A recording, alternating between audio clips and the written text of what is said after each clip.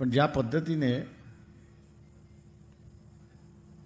आम्ही 225 समाजाचे आमदार आणणार असं NCPची घोषणा आहे, तीच घोषणा डेंजरस आहे असं मी त्या ठिकाणी मानतो.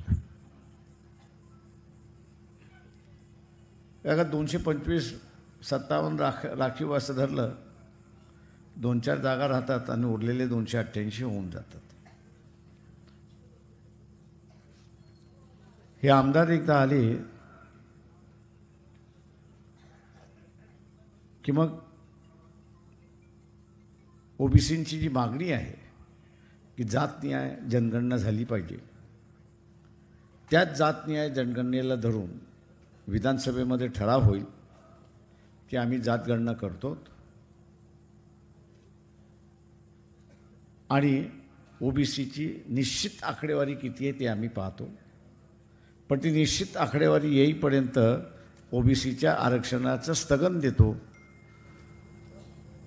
स्थगिती करतो, आरक्षण बचाव असा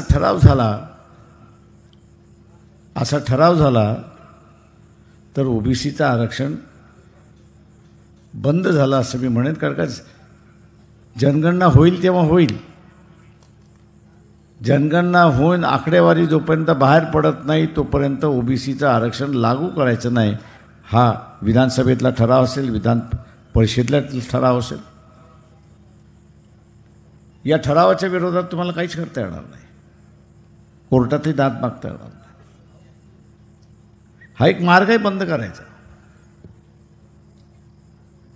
आणि म्हणून या मार्गावरचा जालीम उपाय आहे की 100 ओबीसीचे आमदार निवडून आले पाहिजे. तोच सगळ्यात जालीम उपाय आहे.